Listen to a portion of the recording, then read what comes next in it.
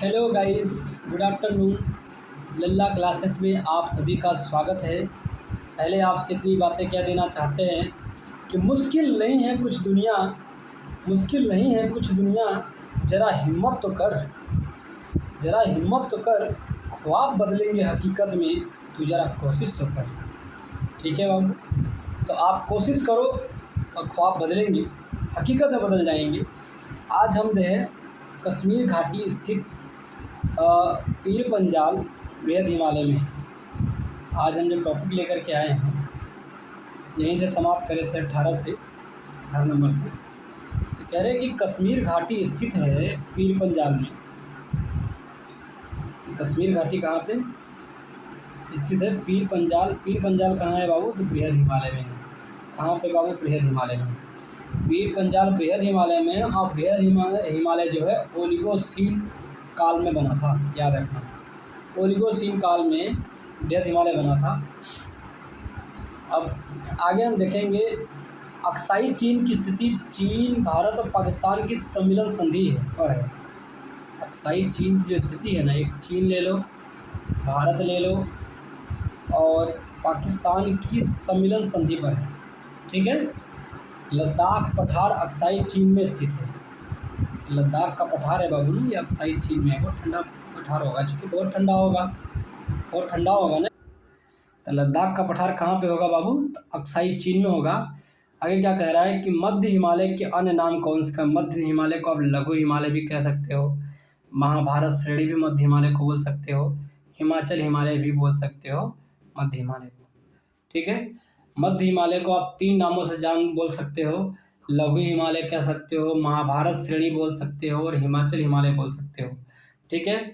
अब हम आएंगे 21 वाले पे। कहा गया है कि ट्रांस हिमालय और बृहद हिमालय।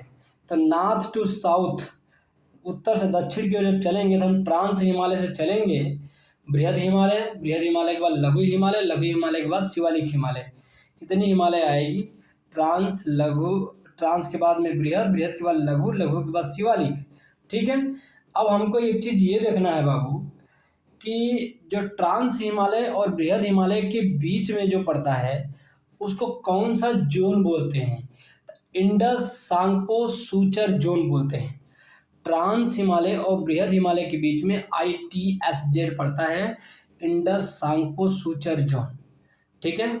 ये क्वेश्चन बहुत इंपॉर्टेंट है, क्वेश्चन पूछा जाएगा बाबू कि ट्रांस हिमालय और बृहद हिमालय के बीच में क्या पड़ता है? इंडस सांगपो सूचर जोन पड़ता है। कोई दिक्कत नहीं होनी चाहिए। अब बृहद हिमालय और लघु हिमालय के बीच में क्या पड़ेगा बाबू? तो मेन सेंट्रल थ्रस्ट पड़ेगा। बृहद हिमालय और लघु हिमालय, अब बृहद और लघु हिमालय मेन हो गए, मेन सेंट्रल थ्रस्ट की बात होगी।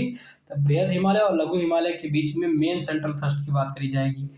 और आगे लघु से शिवालिक में जब आएंगे ना, लघु से शिवालिक के बीच में आएंगे बाबू, तो हम क्या बोलेंगे? Main boundary fault.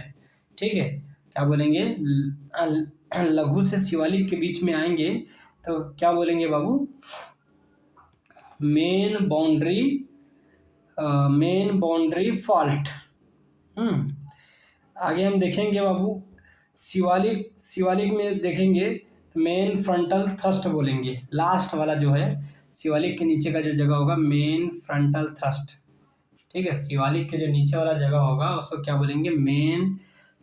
Main frontal thrust बोलेंगे। ठीक है। तो अब मैंने इतना चीज बता दिया, ट्रांस हिमालय, बृहद हिमालय, फिर उसके बाद लघु हिमालय, लघु हिमालय के बाद शिवालिक हिमालय। ट्रांस हिमालय बृहद हिमालय के बीच में ITSZ क्षेत्र होगा, इंडो सांगपो सूचर जोन होगा। ठीक है। और उसके बाद में बृहद हिमालय और लघु हिमालय के मेन सेंट्रल थ्रस्ट हो जाएगा। लघु हिमालय शिवालिक हिमालय के बीच में मेन बाउंड्री थ्रस्ट हो जाएगा। और शिवालिक हिमालय के बीच में देखेंगे तो मेन फ्रंटल थ्रस्ट बोलेंगे इसको। ठीक है। आगे हम देखेंगे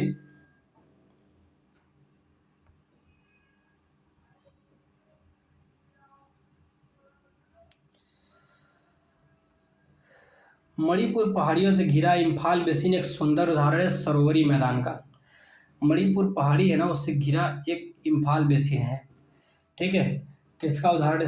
एक सुंदर उदाहरण है बाबू, सरोवरीय मैदान का उदाहरण है। किसका उदाहरण है बाबू? सरोवरीय मैदान का उदाहरण है। कोई दिक्कत नहीं होनी चाहिए। अन्य उदाहरण कश्मीर घाटी है, ठीक है। तो कश्मीर घाटी भी सरोरी मैदान का उदाहरण है। इम्फाल बेसिन भी सरोरी मैदान का उदाहरण है। गुजरात में मांडव श्रेणी है, गुजरात में मांडव श्रेणी है, तो मालूम है गुजरात में कौन सी श्रेणी है बाबू, मांडव श्रेणी है, ठीक है। आगे देखेंगे गुजरात में कौन सी श्रेणी देखने को मिलेगी आपको, मांडव श्रेणी देखने को मिलेगी। अब देखेंगे मुख्य हिमालय, मुख्य हिमालय, लघु हिमालय और शिवालिक हिमालय के बारे में थोड़ा सा देखेंगे। तो देखो जो मुख्य हिमालय, लघु हिमालय, शिवालिक हिमालय की बात करेंगे तो इन दोनों में क्या कहते हैं, तीनों में जो है अवसादी, आग्नेय अवसादिक केंद्रित तीनों चट्टानें आपको देखने को मिल जाएंगी, ठीक है। आगे हम आग्नेय देखेंगे, जो होगा आग्नेय चट्टानें जो होता है जीवाश्म रहित होता है, यहाँ पे जीव नहीं रहेगा। जहाँ पे भी आग्नेय चट्टान देखने को मिल जाएगी वहाँ पे आप जीव की अपेक्षा नहीं कर सकते, क्योंकि आग है, जल रहा है, तो कहाँ से जीव हो गए बताओ, जीव तो होना ही नहीं है। और अवसादी चट्टान में देखेंगे तो हाँ वहाँ पे जीव देखने को मिलेंगे, क्योंकि टूट फूट से ये बना होता है अवसादी चट्टान, ठीक है बाबू। आगे हम देखेंगे जीवाश्म युक्त। शिवालिक या बाहरी हिमालय में बुर्जहोम एवं गुफकराल में मानव सभ्यता के अवशेष प्राप्त हुए हैं। शिवालिक ले लो या तो बाह्य हिमालय ले लो, ठीक है। इन दोनों में बुर्जहोम जम्मू कश्मीर में है, गुफकराल में, बुर्जहोम और गुफकराल दो ऐसे जगह है जो मानव सभ्यता के अवशेष पाए गए हैं। बुर्जहोम में और गुफकराल में मानव सभ्यता के अवशेष पाए गए हैं, शिवालिक या बाह्य हिमालय में पाए गए हैं, मानव सभ्यता के अवशेष पाए गए हैं बाबू। आगे हम देखेंगे अवशिष्ट पर्वत या तो घर्षित पर्वत के उदाहरण देखेंगे। अरावली जो पर्वत है हमारा अवशिष्ट पर्वत है, पुरानी हो गई। विंध्याचल भी पर्वत जो है अवशिष्ट पर्वत के उदाहरण है, और सतपुड़ा भी पर्वत अवशिष्ट पर्वत के उदाहरण है ना। तो अरावली की बात कर लो, विंध्याचल की बात कर लो, सतपुड़ा की बात कर लो, तीनों पर्वत जो है अवशिष्ट पर्वत के उदाहरण हैं। किसके उदाहरण है बाबू, तीनों पर्वत अवशिष्ट पर्वत के उदाहरण हैं, अरावली, विंध्याचल और सतपुड़ा। नर्मदा एवं ताप्ती के मध्य सतपुड़ा श्रेणी है। तो सतपुड़ा श्रेणी किन दो नदियों के बीच में है, तो नर्मदा और ताप्ती के बीच में है। सतपुड़ा श्रेणी किन दो नदियों के बीच में है बाबू, तो एक सतपुड़ा श्रेणी के बीच में है नर्मदा और ताप्ती। आगे हम देखेंगे विंध्य श्रेणी और सतपुड़ा के बीच में कौन सा नदी जाती है, तो नर्मदा नदी जाती है। विंध्य श्रेणी देख लो और सतपुड़ा देख लो, उसके बीच में नर्मदा नदी जाती आपको मिलेगी, ठीक है।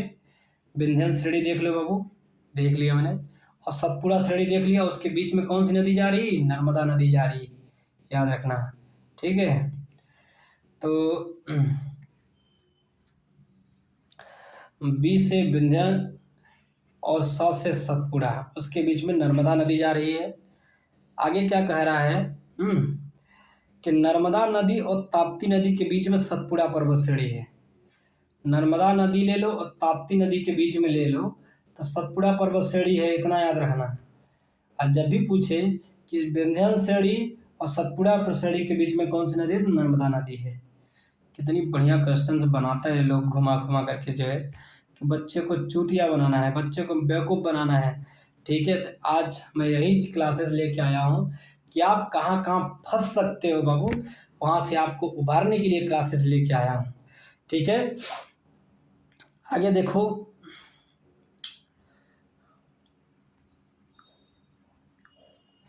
आगे क्या कह रहा है, उत्तर से दक्षिण पहाड़ियों का क्रम नल्ला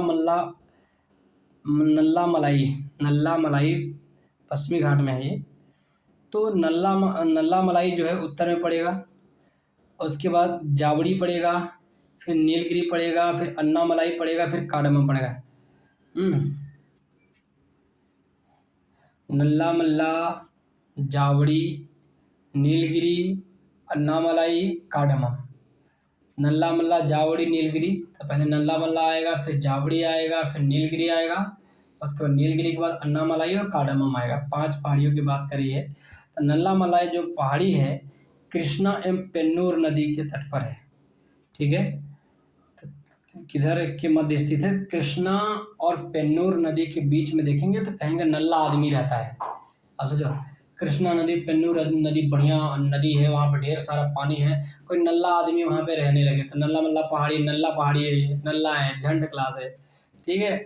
तो ये खेती भी अच्छी नहीं कर पाए। तो मतलब कि अब याद रखना कि कृष्णा और पेन्नूर नदी के तट पे नल्ला मल्ला पहाड़ी है, ठीक है।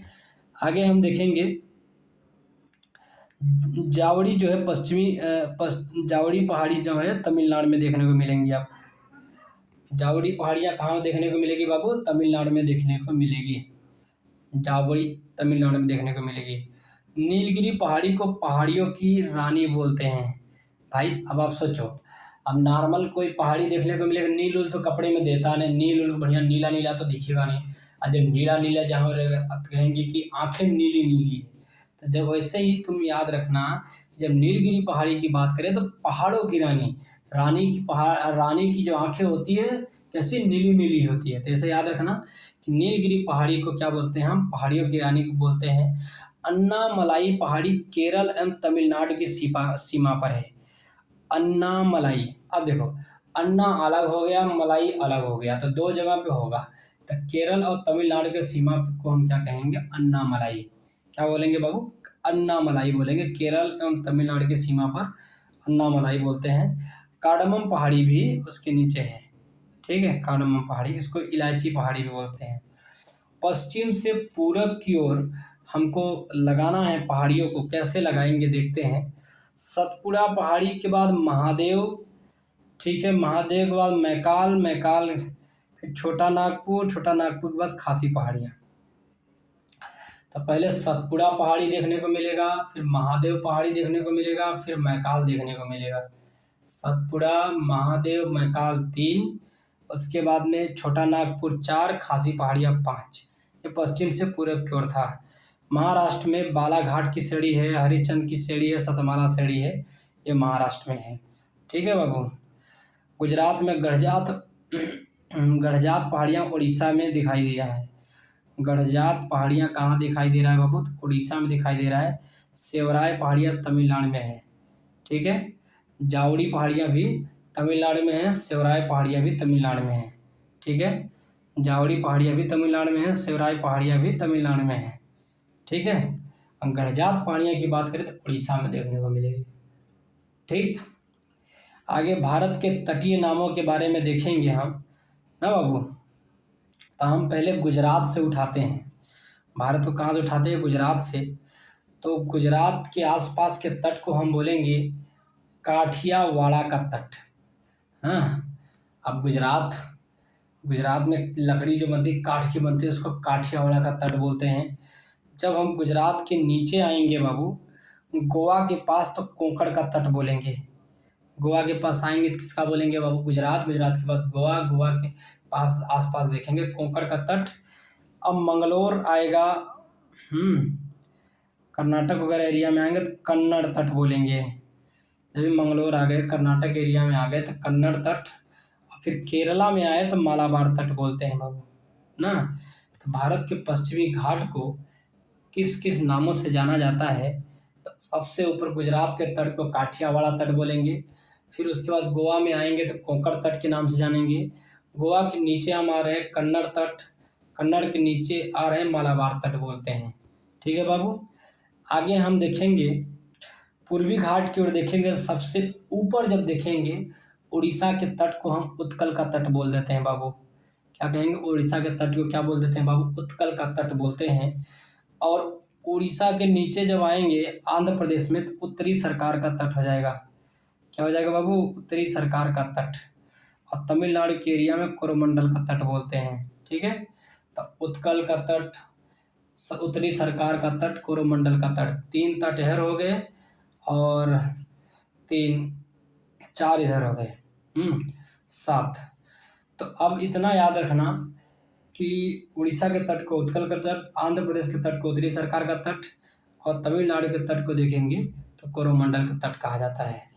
रामगिरी की पहाड़ियाँ तेलंगाना में है, ठीक है बाबू। रामगिरी की पहाड़ियाँ कहाँ पे है बाबू? तेलंगाना में है। यह पूर्वी घाट या महेंद्रगिरी पर्वत का हिस्सा है।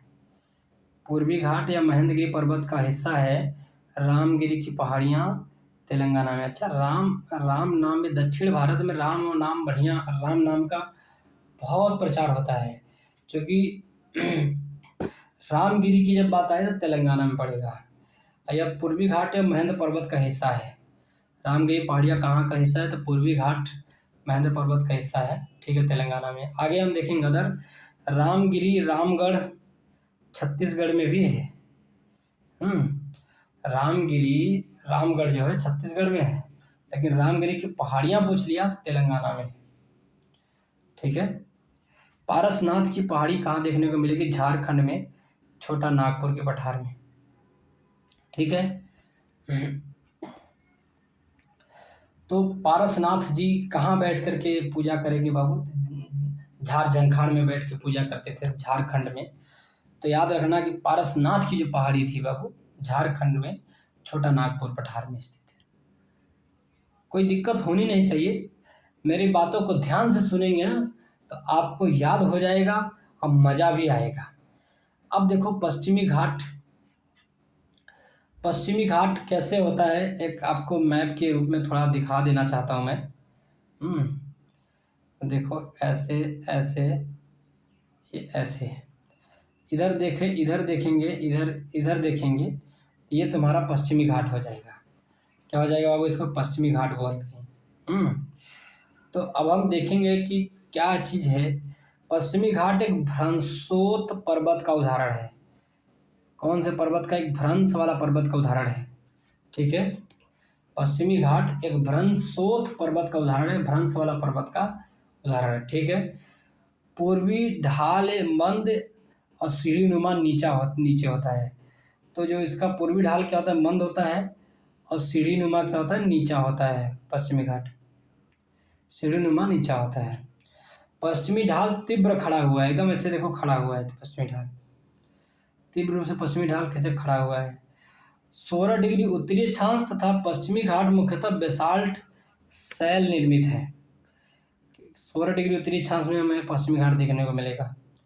पश्चिमी घाट कहाँ देखने को मिलेगा? 16 डिग्री उत्तरी अक्षांश तथा पश्चिमी घाट मुख्यतः बेसाल्ट शैल निर्मित है। पश्चिमी घाट किससे बना हुआ है? वो बेसाल्ट शैल चट्टानों से बना हुआ है, ठीक है, बेसाल्ट। हाँ, आगे हम देखेंगे, गोवा से दक्षिण में ग्रेनाइट और नीच शैलों से निर्मित है। जब भी गोवा से हम कोंकण तट पे आएंगे ना, तो गोवा के दक्षिण में कोंकण और इधर कन्नड़ तक आएंगे, तो ये सब जो ग्रेनाइट और नीच शैलों से बना हुआ है। किस चट्टानों से बना हुआ है बाबू? तो ग्रेनाइट से बना हुआ है और नीच से बना हुआ है, ठीक है। आगे बढ़ना चाहिए हमको, आगे बढ़ना चाहिए। कोडाईकनाल तमिलनाडु में स्थित है। कोडाईकनाल तमिलनाडु में स्थित है। कोडाईकनाल कहाँ पे स्थित होगा बाबू? तमिलनाडु में स्थित है, ठीक है। कोडाईकनाल कहाँ पे स्थित मिलेगा आपको? तो तमिलनाडु में देखने को मिलेगा, ठीक है। अब हम देखेंगे कोडाईकनाल कहाँ पे देखने को मिलेगा बाबू? तमिलनाडु में। ये पालनी पहाड़ी पर स्थित है, पालनी पहाड़ी पर स्थित है। कोडाईकनाल तमिलनाडु में है, और पालनी ना केपी, तो कोडाईकनाल तमिलनाडु में है, लेकिन किस पहाड़ी पर स्थित है? तो पालनी पहाड़ी पर, या कोडाईकनाल पालनी पहाड़ी पर है, तमिलनाडु में स्थित है। आगे क्या बातें कही गई है? पूर्वी घाट के प्रमुख पर्वत चोटी। अब पूर्वी घाट की बात करेंगे हम, तो पूर्वी घाट के प्रमुख पर्वत चोटी, तो देखो मैंने बताया था कि पूर्वी घाट ऐसे ऐसे ऐसे ऐसे थोड़ा सा कटा फटा हुआ है। तो पूर्वी घाट के प्रमुख पर्वत चोटी में मलयगिरी है, मलयगिरी है, महेंद्रगिरी है, गलीकोंडा आंध्र प्रदेश में देखने को मिलेगा, सिकराम गट्टा उड़ीसा में देखने को मिलेगा, और मादुगुल्ला कोंडा ये आंध्र प्रदेश में ही देखने को मिलेगा, ठीक है। पूर्वी घाट की प्रमुख पर्वत चोटी में मलयगिरी और महेंद्रगिरी ये पूर्वी घाट में देखने को मिल जाएंगे। फिर आगे गलीकोंडा, ये भी आंध्र प्रदेश में देखने को मिलेगा। और सिकराम गट्टा उड़ीसा में देखने को मिलेगा। सिकराम गट्टा कहाँ पे देखने को मिलेगा बाबू? तो उड़ीसा में देखने को मिलेगा। और मादुगुला कोंडा ये भी आंध्र प्रदेश में देखने को मिलेगा। ठीक है, पूर्वी घाट की प्रमुख पर्वत चोटियाँ थी और देख लीजिए। अब आगे हम देखेंगे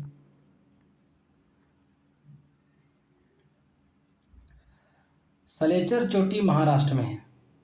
सलेचर चोटी महाराष्ट्र में है। महाराष्ट्र में साले चोर लोग रहते हैं। महाराष्ट्र में कौन रहता है? साले चोर लोग रहते हैं, ऐसे बोल सकते हो। सलेचर चोटी कहाँ पे होगा बाबू? महाराष्ट्र में होगा। ठीक है, हम किसी की आत्मा को आहत नहीं पहुंचाना चाहते, लेकिन हम एक ट्रिक बना रहे हैं पढ़ाने के लिए, समझाने के लिए। सलेहर चोटी कहाँ पे है बाबू? महाराष्ट्र में। साले चोर लोग कहाँ है? महाराष्ट्र। सलेहर चोटी कहाँ देखने को मिलेगा? महाराष्ट्र में देखने को मिलेगा। केरला अनाईमुड़ी, केरला में सबसे ऊंची चोटी देखेंगे केरल में, तो अनाईमुड़ी है जो सबसे ऊंची चोटी है। नागालैंड में की सबसे ऊंची चोटी सारामती देखने को मिलेगा। ठीक है, अनाईमुड़ी केरल में, नागालैंड की सबसे ऊंची चोटी सारामती है। उत्तराखंड की सबसे ऊंची चोटी नंदा देवी है। नंदा देवी अब सबसे ऊंची चोटी है, नंदा देवी उत्तराखंड की। और तमिलनाडु की सबसे ऊंची चोटी डोडा बेट्टा है। तमिलनाडु की सबसे ऊंची चोटी कौन है बाबू? तो डोडा बेट्टा है। उत्तराखंड नंदा देवी जी सबसे ऊंची चोटी देखने को मिलेंगी। नागालैंड की बात करें तो वाह, नागालैंड सारावती जी। अब केरल का अनाईमुड़ी। ठीक है, सतपुड़ा क्षेत्र में पश्चिम से पूरब का क्रम देखेंगे क्या क्या चीज़ है। सतपुड़ा क्षेत्र में देखेंगे पश्चिम से पूरब के, तो पश्चिम से पूरब देखेंगे तो बडवानी पहाड़ी है, महादेव पहाड़ी है और मैकाल पहाड़ी है। ठीक है, बडवानी, महादेव और मैकाल, ये पश्चिम से पूरब सतपुड़ा के साथ बडवानी, महादेव, मैकाल। बडवानी पहाड़ी पहले पड़ जाएगा, फिर महादेव पड़ जाएगा, फिर मैकाल पड़ जाएगा, मैकाल पड़ जाएगा। तो सतपुड़ा क्षेत्र पश्चिम से पूरब के तट पे है। आगे चाय बागान निम्न पहाड़ियों पर स्थित है। तो कानन देवन केरल में चाय का बागान देखने को मिलेगा। चाय का बागान पूछा जाए किन पहाड़ियों पर स्थित है बाबू? तो कानन देवन कहाँ पे पहाड़ी है? केरल में है। कानन देवन केरल में एक पहाड़ी है, यहाँ पे चाय बागान होता है। नीलगिरी पहाड़ी है पश्चिमी घाट, केरल प्लस तमिलनाडु में 2 राज्यों में नीलगिरी पहाड़ी है। और नीलगिरी पहाड़ी को पहाड़ियों की रानी कहा जाता है। पहाड़ियों की रानी कहा जाता है नीलगिरी को। हाँ, केरल प्लस तमिलनाडु 2 राज्यों में है। दार्जिलिंग कहाँ देखने को मिलेगा बाबू? पश्चिम बंगाल में देखने को मिलेगा। ठीक है, दार्जिलिंग कहाँ देखने को मिलेगा बाबू? पश्चिम बंगाल में देखने को मिलेगा। तो यहाँ भी चाय की बागान की खेती होती है। नीलगिरी पश्चिमी घाट में भी चाय बागान की खेती होती है।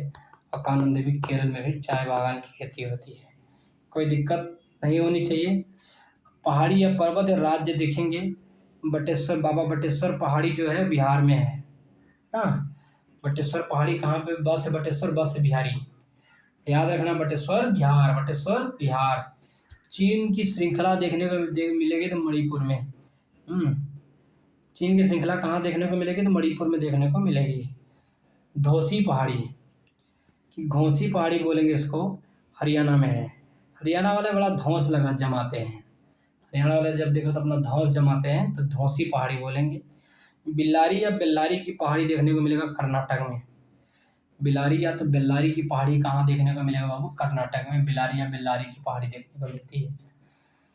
ठीक है, बिलारी या तो बेल्लारी की पहाड़ी देखने को मिलेगा कहाँ पे? कर्नाटक में। बिलारी या तो बेल्लारी की पहाड़ी कहाँ पे देखने को मिलेगा? वो कर्नाटक में देखने को मिलेगा।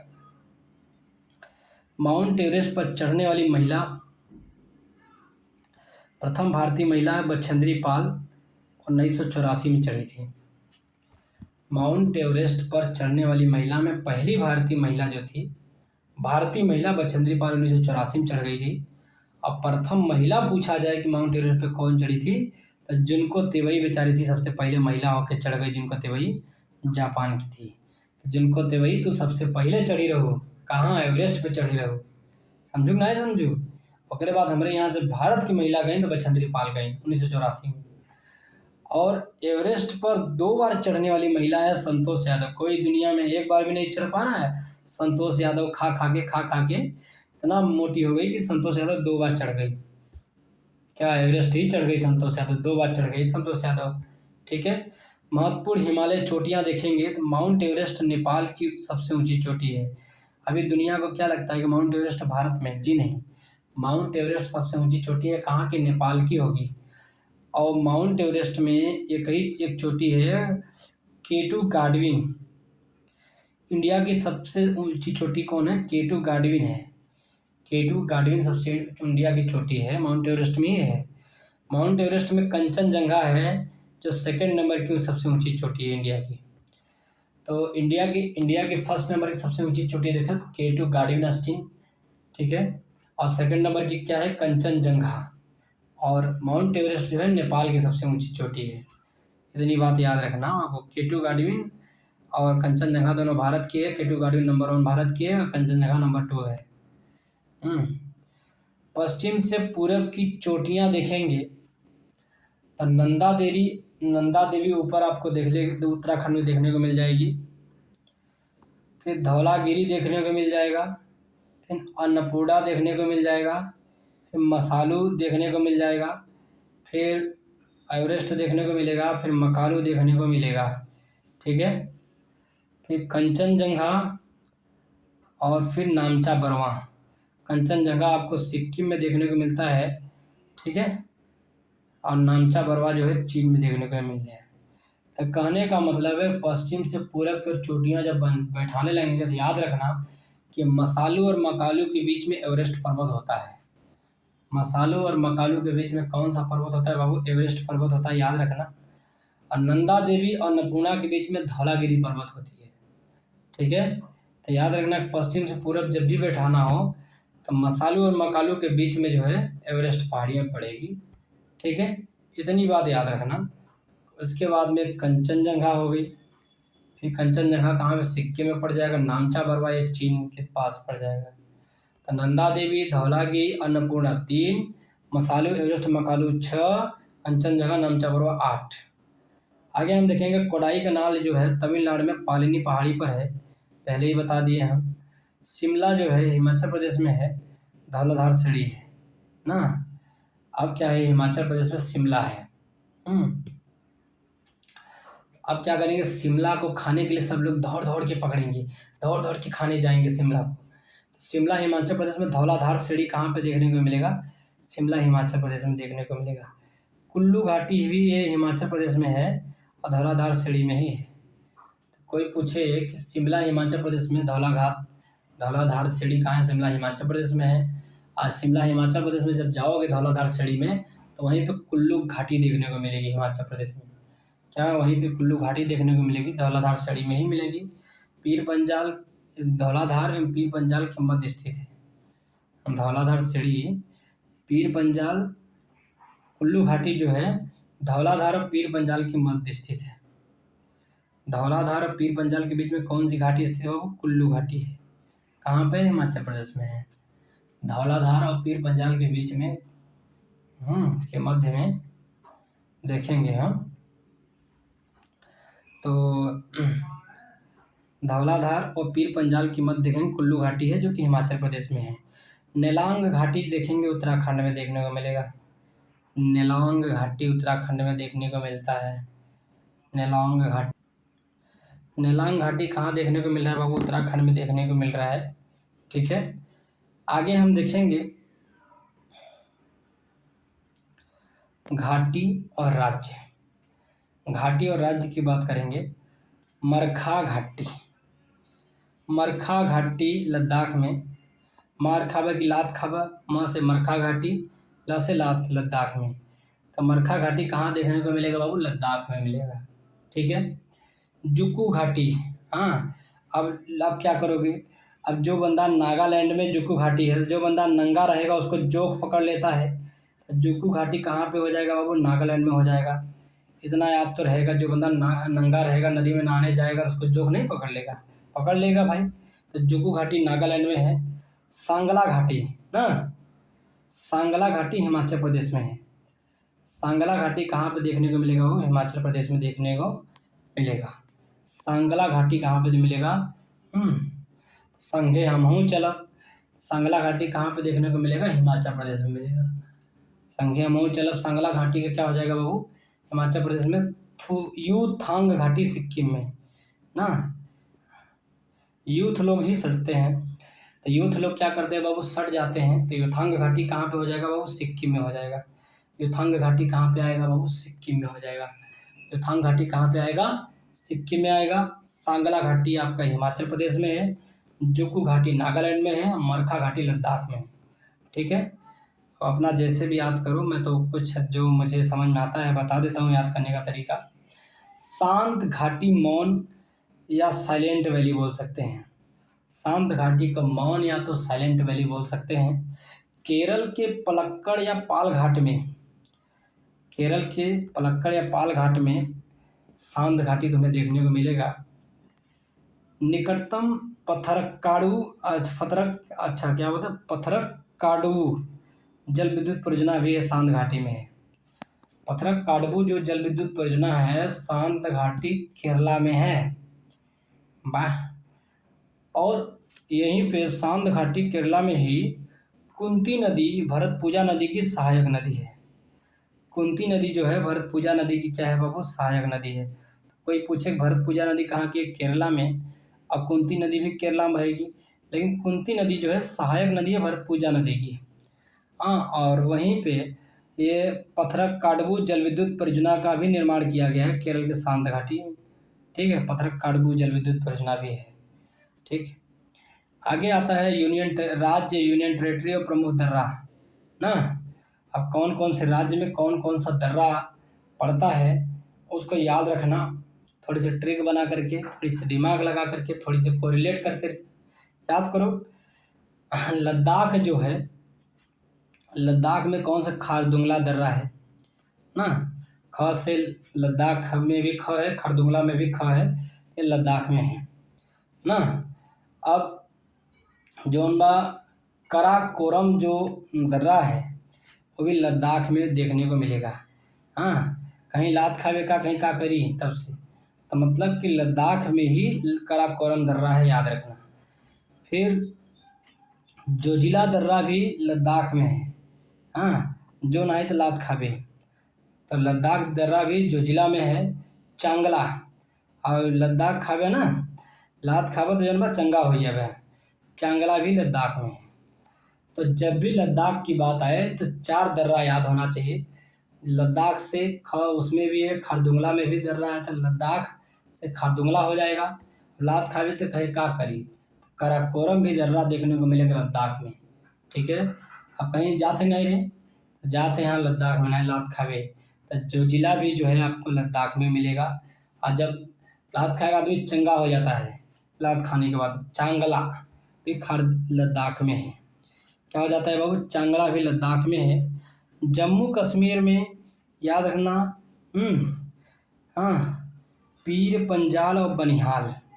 हाँ, जम्मू कश्मीर में पीर पंजाल और बनिहाल। तो जम्मू कश्मीर के दर्रा को तुम कैसे याद रखोगे, इतना मारपीट होता है, इतना आतंकवादी घटनाएं जम्मू कश्मीर में होती रहती है, तो लोग इतना पीड़ा होता है। हाँ, और पीड़ा होता है, उसके बाद फिर बनिहाल लोग अपना शासन करने लगते हैं, तो बनिहाल भी हो जाएगा। तो याद रखना कि पीर पंजाल और बनिहाल की जब भी बात आ जाए तो जम्मू कश्मीर में आपको देखने को मिलेगा। हिमाचल प्रदेश में, हिमाचल प्रदेश ना, अब क्या होगा, अब आदमी हिम से, बर्फ से क्या हो जाएगा, सिपकिला, सिपसिपा हो जाएगा, चिपक जाएगा। तो सिपकिला कहीं पूछे तो हिमाचल प्रदेश में देखने को मिलेगा। हाँ, और जब आदमी भीग जाएगा, सिसिक सिसिक हो जाएगा, सिसिक सिसिक के रोने लगेगा, क्या हो जाएगा वो, रोने लगेगा। रोहतांग दर्रा भी आपको कहाँ देखने को मिलेगा बाबू, हिमाचल प्रदेश में देखने को मिलेगा। हाँ, कहीं अरे बड़ा आया, बड़ा लाचला भी हिमाचल प्रदेश में देखने को मिलेगा। अरे बड़ा आया रोने वाला, बड़ा लाचला भी हिमाचल प्रदेश में मिलेगा। यांगजी दीवान, अच्छा रोएगा कौन, जो दीवाना आदमी होगा, जो प्यार मोहब्बत किया रहेगा, दीवानगी करी होगी, यांगजी जो यारों से दीवानगी करी होगी, तो यांगजी दीवान भी हिमाचल प्रदेश में है। ठीक है, फिर पारंगला, पारंगला की बात करें तो हिमाचल प्रदेश में है। अब पारंगत होगा, दीवाने में जो पारंगत होगा उसी को दीवानगी मिलती नहीं, मिलती नहीं है। हिमाचल प्रदेश में पारंगला भी है। मणिरंग भाभा, मणिरंग भी तुमसे कोई पूछे तो हिमाचल प्रदेश में है, और भाभा भी हिमाचल प्रदेश में है।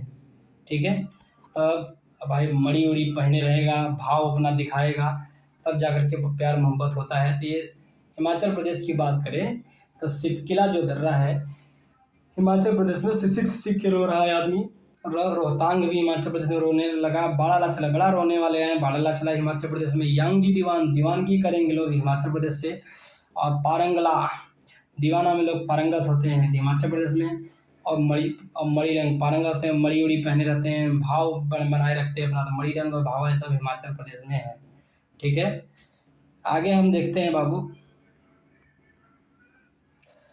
उत्तराखंड की बात करें तो मुलिंगला उत्तराखंड में देखने को मिलेगा। मानाला उत्तराखंड में। नीतीला उत्तराखंड में। लिपुलेख उत्तराखंड में। कुंगेरी भिंगरी की बात करें तो ये कहाँ पे देखने को मिलेगा? कुंगेरी भिंगरी उत्तराखंड में। नामा उत्तराखंड में। सिरला उत्तराखंड में। तो नामा की बात याद रखना उत्तराखंड में, सिरला की बात करना उत्तराखंड में, कुंगरी भिंगरी उत्तराखंड में है। कुंगरी भिंगरी दर्रा कहाँ पे देखने को मिलेगा? उत्तराखंड में। नामा कहाँ मिलेगा? उत्तराखंड में। सिरला कहाँ देखने को मिलेगा? उत्तराखंड में। अब अरुणाचल प्रदेश में तो एक तो बोमडिला है, एक दीफू है, एक यांग्याप है, ये नया सेला भी है ना। सीधे बमुआ देहे रहो सीधे ही। तो कहने का मतलब है कि जब बम यदि नॉर्मल कपड़े में नहीं मतलब कि रहेगा तो फट जाएगा, उसको सील देते हैं बम को। तो सेला की बात करें तो अरुणाचल प्रदेश में पाया जाएगा।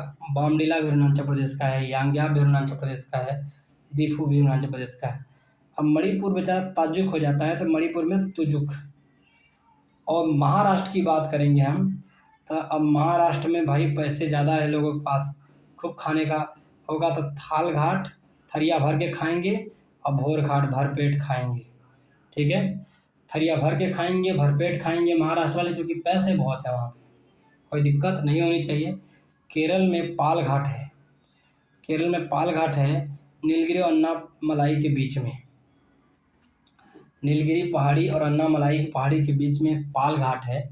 वो कहाँ देखने को मिलता है बाबू? केरला में देखने को मिलता है। कहाँ देखने को मिलता है बाबू? केरला में देखने को मिलता है। ठीक है, बेस्ट ऑफ लक। आज का लेक्चर हम यही समाप्त करते हैं। लेक्चर नंबर जो है दूसरा था ये। और लाइक करिए, सब्सक्राइब करिए, शेयर करिए, कमेंट रहिए, मस्त रहिए, आप स्वस्थ रहिए जो है।